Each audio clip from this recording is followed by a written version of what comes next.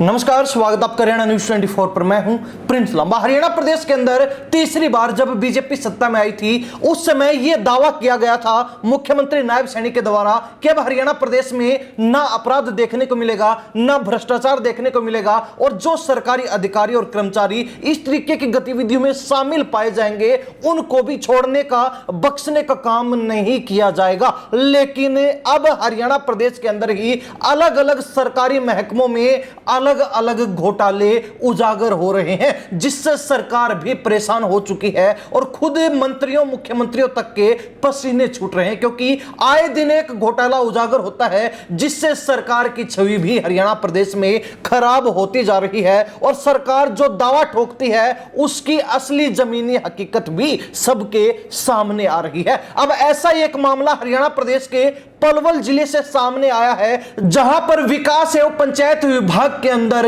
8-9 सरकारी कर्मचारियों और अधिकारियों ने मिलकर लगभग 50 करोड़ रुपए का गबन कर डाला, घोटाला कर डाला। और खास बात यह है कि इस सरकारी पैसे का उपयोग करते हुए इन अधिकारियों ने अलग अलग शहरों में अपने नाम पर, अपने परिवार के लोगों के नाम पर जमीनें तक खरीद डाली, जिसके बाद जब खुलासा हुआ तो उससे हरियाणा प्रदेश के अंदर तहलका सा मच गया, खलबली सी मच गई और जो बड़े आला अधिकारी हैं, जो नेता हैं, उनके पैरों तले से जमीन खिसक गई। आखिर ये पूरा मामला क्या है, इस पर विस्तार से चर्चा करते हैं और आपको सिलसिलेवार बताते हैं कि कैसे जो है इस घोटाले को अंजाम दिया गया, इसमें कौन कौन लोग शामिल हैं और उनके ऊपर अब तक क्या कुछ कार्रवाई हो पाई है। आपको बता दें कि इस मामले की पोल पट्टी खोलने का काम एसीबी के द्वारा किया गया, यानी कि एंटी करप्शन ब्यूरो की टीम के द्वारा किया गया है, जिसने इस मामले से संबंधित चार्जशीट भी कोर्ट के अंदर पेश कर दी और अब जो है 8 लोगों को गिरफ्तार करके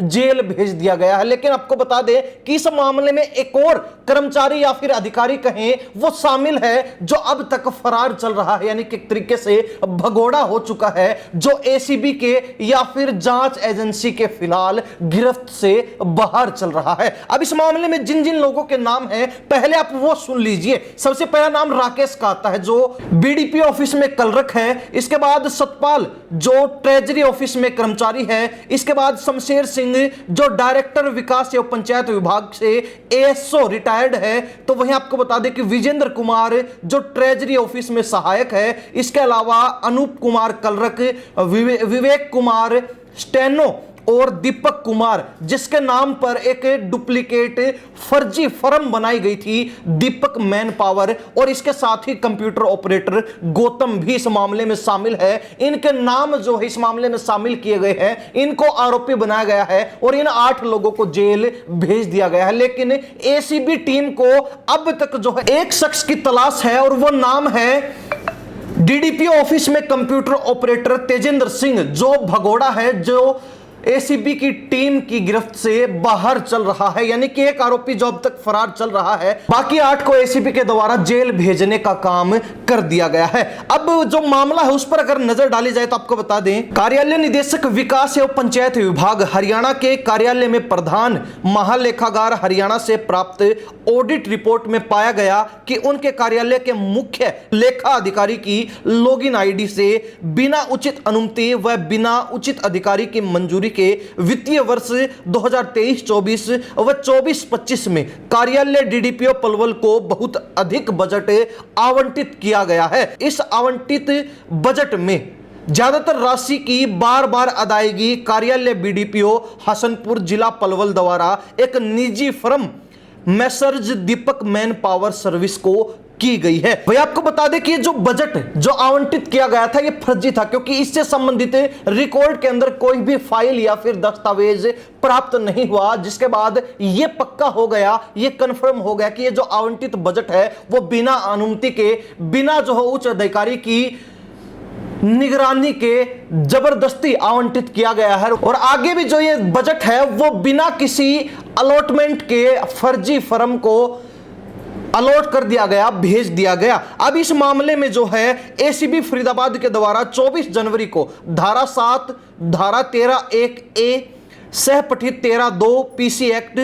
61(2), 316(2), 316(5), 318, 318(4), 336(3),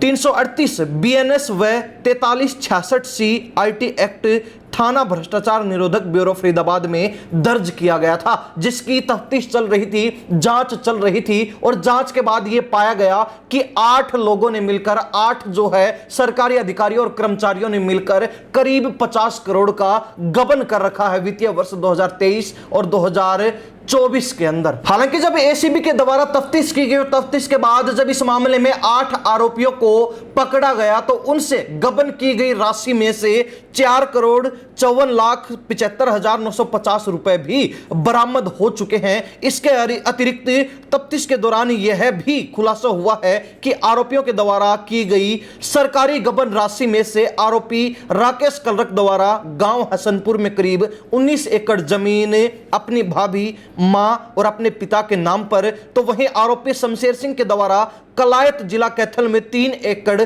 15 मरले कृषि भूमि, एक प्लॉट सेक्टर 26 पंचकुला और एक प्लॉट सेक्टर 28 पंचकुला में अपनी पत्नी के नाम पर, तो वहीं आरोपी सतपाल द्वारा एक प्लॉट मथुरा उत्तर प्रदेश में स्वयं के नाम पर और आरोपी दीपक द्वारा गांव शेखपुरा में एक कनाल 15 मरले कृषि भूमि स्वयं के नाम पर खरीदी की। और ये तमाम जो जमीनें खरीदी गई हैं वो उसी पैसे से खरीदी गई हैं जिस सरकारी पैसे का गबन इन लोगों ने मिलकर किया था। अब इन तमाम अचल संपत्तियों की कुर्की की कार्रवाई माननीय अदालत में अलग से चलाई जा रही है, क्योंकि एंटी करप्शन ब्यूरो जब इस मामले में एंट्री कर गया तो उसके बाद अब इन अधिकारियों को कोई भी छुड़वाने वाला नहीं है। इनको किसी भी सूरत में छोड़ा नहीं जाएगा, बख्शा नहीं जाएगा। लेकिन सवाल वही उठता है कि जो भाजपा सरकार लगातार तीसरी बार प्रदेश में सरकार बनाने के बावजूद यह दम भरती है कि हरियाणा प्रदेश में भ्रष्टाचार देखने को नहीं मिलेगा, भ्रष्टाचार पर लगाम लगाएंगे, अपराध पर लगाम लगाएंगे, लेकिन सरकार इनमें से किसी भी चीज को रोकने में विफल रही है, नाकाम नजर आ रही है। हालांकि हरियाणा प्रदेश में इन दिनों लगातार घोटाले पर घोटाले उजागर हो रहे हैं, जिससे यह अंदाजा लगाया जा सकता है कि बीजेपी की सरकार में भ्रष्टाचार कहीं ना कहीं बेलगाम हो चुका है। प्रशासनिक अधिकारी और जो अमला जमला है वो सरकार के कहने सुनने से बाहर है, जिसका यह नतीजा है कि आए दिन कोई ना कोई गड़बड़ झाला, घोटाला और गबन के मामले देखने को मिलते हैं। हालांकि विकास एवं पंचायत विभाग के अंदर 8-9 अधिकारियों कर्मचारियों के द्वारा मिलकर 50 करोड़ का गबन करना कोई छोटी बात नहीं है। उस समय ध्यान देने वाली बात यह है कि उच्च अधिकारी क्या कर रहे थे, इन तमाम लोगों के ऊपर जो आला अधिकारी हैं वो क्या कर रहे थे, उनको इसकी कानो कान भनक तक क्यों नहीं लगी और कैसे 50 करोड़ रुपए का गबन 8-9 सरकारी अधिकारियों और कर्मचारियों ने मिलकर कर दिया। और यही नहीं बल्कि उस पैसे से, उस सरकारी पैसे का दुरुपयोग करते हुए अपने नाम पर, अपने परिवार के लोगों के नाम पर जमीनें तक भारत के कई अलग अलग शहरों में खरीद डाली। तो अंदाजा लगाया जा सकता है कि मामला बेहद पेचीदा और गंभीर है। हालांकि जब यह मामला सामने आया, जब यह मामला उजागर हुआ तो उस समय तमाम आला अधिकारियों के साथ साथ सरकार के पैरों तले से भी जमीन खिसक गई कि किस तरीके से जो है विकास एवं पंचायत विभाग के अंदर एक बड़े घोटाले को अंजाम दे दिया गया है। हालांकि एसीबी फरीदाबाद की टीम के द्वारा इस मामले में तफ्तीश करके अब 8 लोगों को कोर्ट में पेश करने के बाद जेल भेज दिया गया है। तो वहीं एक जो डीडीपी ऑफिस में कलरक है, कर्मचारी है, वो फरार चल रहा है, वो गिरफ्त से बाहर है, जिसकी तलाश जारी है। अब कहीं ना कहीं इन तमाम लोगों की नौकरी तो जाने वाली है, तो साथ ही इन्होंने अपनी साख पर भी बट्टा लगवा लिया है। हालांकि जो जमीनें इन्होंने सरकारी पैसे का दुरुपयोग करके खरीदी थी, उनकी भी कुर्की की अलग से जो है कार्रवाई एसीबी टीम के द्वारा कोर्ट में शुरू कर दी गई है। यानी कि इन्होंने जो दिमाग लगाकर गबन किया, अब कहीं ना कहीं उसमें ये चारों तरफ से घिर चुके हैं, फंस चुके हैं। ना पैसा इनके पास रहेगा, यहां तक कि जो चीज इनके पास थी यानी कि नौकरी और इनकी साफ छवि, वो भी इनके पास नहीं रहेगी। जो जमीनें इन्होंने खरीदी वो भी सरकार कुर्क कर लेगी, सरकार उस पर कब्जा कर लेगी। हरियाणा प्रदेश की जनता इस बारे में क्या राय रखती है, कमेंट के माध्यम से जो लिख दीजिए। इन्हीं सब बातों के साथ प्रिंस लांबा, हरियाणा न्यूज 24। नमस्कार, जय हिंद।